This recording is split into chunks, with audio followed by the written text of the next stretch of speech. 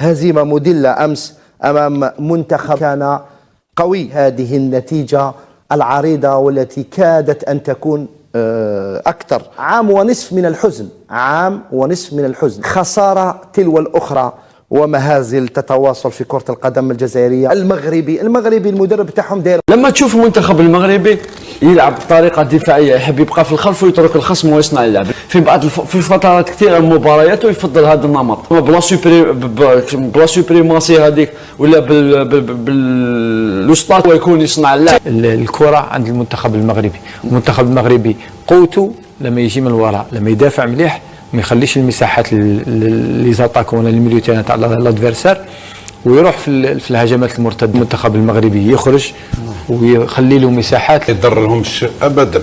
بارتير دو مومون اللي كانت عندهم 3 جور دو روبو، اللاعبين يريكوبيريو اوتوماتيكمون. هذه ما تدخلش في هذا الباب هذا.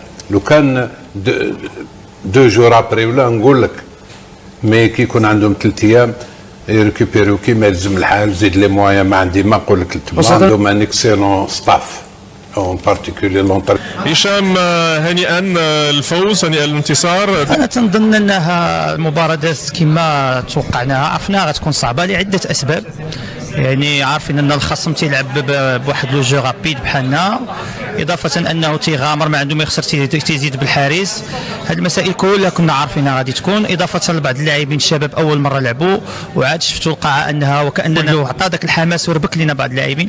لكن هذا كله صراحه ما تيهمنيش. المهم هو واش درنا الفرص، واش خلقناهم، واش عرفنا ندبروا امورنا، وكانوا حوايج خايبين، اخطاء اللي خصنا نتفاداوهم في المباريات المقبله. عموما النتيجه راضين عليها و3 بوان كانت مهمه بزاف، ولكن دابا الامور ولات مكشوفه والمنتخبات كلهم شفناهم. ان شاء الله تنظن انه غادي نكونوا افضل في المباريات المقبله باذن الله. كريم بيا خلاكم في المباراه، رجعكم في المباراه اكثر من مره، وبالتالي توج بلقب افضل رجل في المباراه. فاحنا الطريقه ديال اللعب ديالنا الاهم عندنا هو ما يوصلوش عنده لازون، لذلك كنخليو شويه لي تيغ يكونوا من بعيد. هذا الفريق ممكن تخليه يتيري، فرق اخرى ما يمكنلكش تخليها على ناسيونو. سي توجور دي شاس، وحنا توجور نقولوا ونعاودوا يفو روندر سيزار سكي ابارتي سيزار. الحجر وراه ربي يذكره على خير. الى فيه نوزا دوني سيت اوبورتونيتي. قانون البهاماس يعطيه الصحه. قانون البهاماس حبينا ولا كرهنا، ما نقدروش نحيو التاريخ، ما كانش يمحيه. كرمالي عبد الحميد ربي يرحمه او يشفى مليح عليه طارق، دا كوب دافريك في 90 في 92 ردوه والو، نحاواه افي اخي هكذا راه ديابي بصح مازلنا نهضروا عليه فوالا. دونك سيتي ديجا الحمد لله التاريخ ما نقدروش نمحيوه. دونك اليوم nous offre cette opportunité de pouvoir ramener les meilleurs joueurs اللي عندنا في الجزائر وفي الخارج. parmi eux pourquoi pas ces jeunes هذولاك تهضر عليهم خويا يزيد.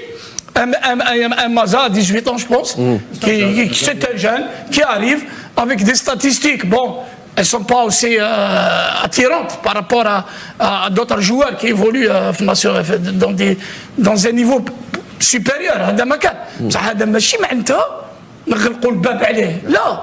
نقولوا باللي المنتخب الوطني سي لي ميور كي دوف تاتر افيك نو. قطعه اساسيه في ارتا برلين. ارتا برلين بندسليغا 2. بندسليغا 2 ça reste Bundesliga 2. ça n'est pas le Bundesliga 1. C'est vrai, ce n'est pas la sélection. نعطيك نور الدين دهام لعب بور بندسليغا 2. نعطيك تاعنا عوديه محمد امين لعب في بندسليغا 2. mais on a cette compétition, la compétitivité اللي الواحد عندنا حجاب اللي يلعب في يونغ بويز اللي ما راهوش في الدوري الضعيف السويسري. عندنا حارس في القسم الثاني. دونك ماشي اليوم في مازا اللي نديروا عقبات. تفضل. راني جايك. مازا سو ني با ان كا، بيان او كونترير. او كونترير وليدنا تمناو له كل نجاح. الى كوني بليسيور عاود ولا افيك اون موتيفاسيون غروند. En 5 matchs, il a marqué un but, il a fait une passe décisive. في البوندسليغا 2 عنده un but تانيك.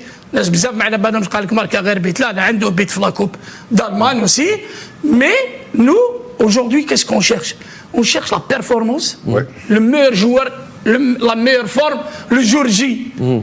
واسمك مؤمن، واسمك يزيد العزيزي، واسمك كيما كان اسمك مرحبا بك. Mais la loi de la sélection, les critères de sélection, il est connu يزيد. Tu peux même demander à Koeman, à Ronald Koeman, واش قال لهم؟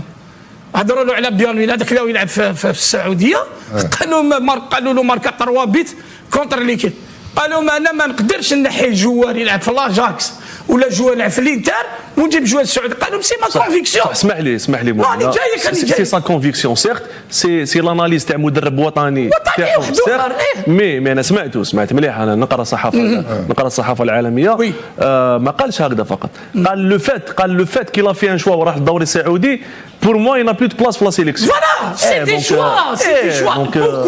Pourquoi? Donc voilà. Parce qu'il est convaincu خويا طارق باللي عنده خير في الاوروب، عنده خير، انت ما عندكش خير. اللي هو انا جاي، حنا نعطيك اكزومبل قاعدك في الجزائر. تفضل.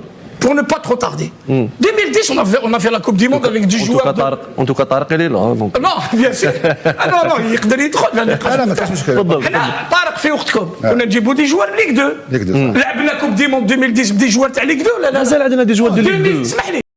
السلام عليكم ورحمة الله وبركاته، وأهلا وسهلا بكم أعزائي متابعينا على قناتنا على اليوتيوب.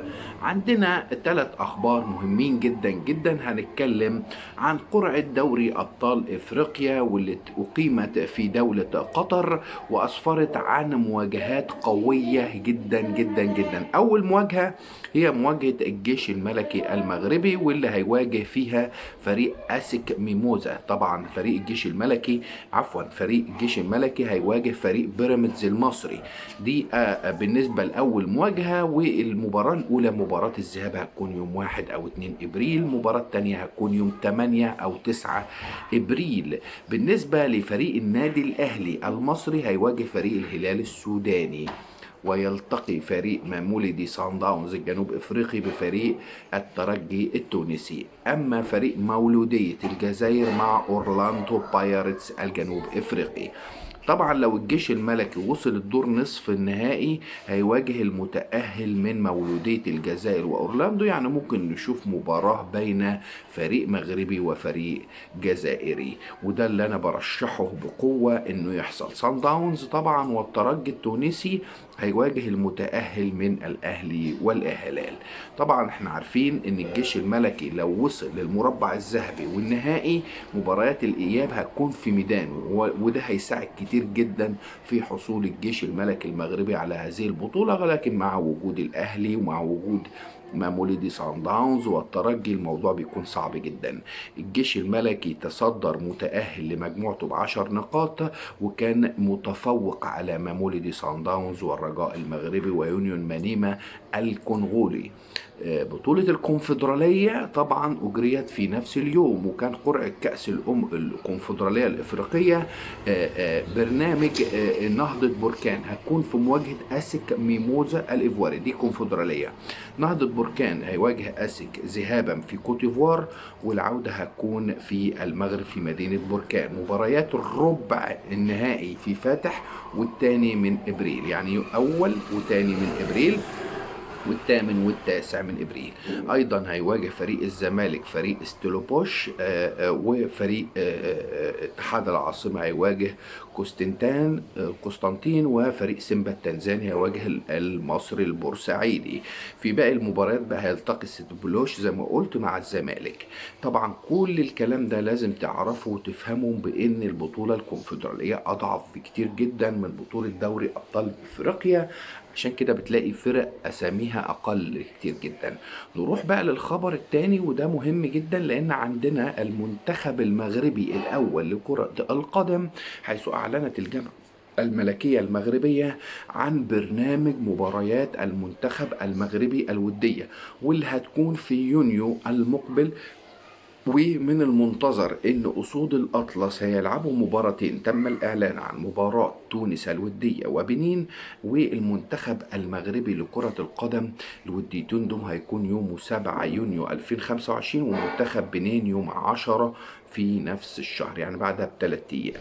المنتخب المغربي هيواجه كل من النيجر وتنزانيا الجولتين الباقيتين اللي هي ال5 وال6 في شهر مارس، وهي الجولات الخاصة بالتصفيات المؤهلة لكأس العالم 2026. المنتخب المغربي بيتصدر مجموعته في تصفيات كأس العالم حاليا ب9 نقاط من 3 مباريات فوز، وطبعا بيليه النيجر وتنزانيا 6 نقاط، وزامبيا في المركز الرابع ب3 نقاط، ويعتبر طبعا بأن المغرب حاجز مكانه في كأس العالم القادم. الخبر الثالث الحلو جدا جدا، منتخب المغرب تحت 17 سنة قدر انه يتعادل مع منتخب مصر في بنتيجة 0-0، والمباراة كانت في مركب محمد السادس في إطار اليوم الأول من الدوري الدولي اللي بتنظمه الجامعة الملكية المغربية.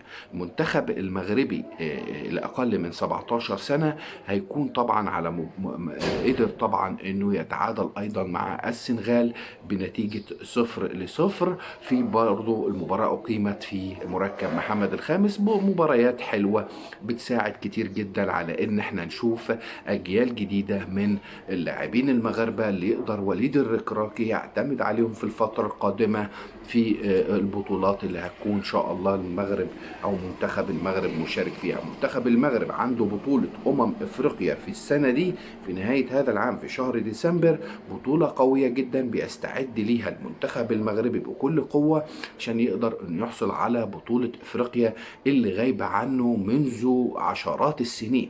المنتخب المغربي ما قدرش انه ياخد بطولة افريقيا الا مرة واحدة اعتقد، ولازم البطولة اللي هتقام في المغرب هيكون حظوظ المنتخب المغربي فيها وصلت لحوالي 100%، هو المرشح الابرز للحصول على هذه البطولة العريقة والبطولة الأولى أو البطولة الأم في الاتحاد الإفريقي، بطولة الأمم الأفريقية. الجامعة الملكية المغربية كانت أعلنت عن إن هي جاهزة لكل الاحتمالات، وإن هي البنية التحتية بتاعها تقدر تستوعب كل المنتخبات اللي هتشارك في هذه البطولة بنسبة 100%.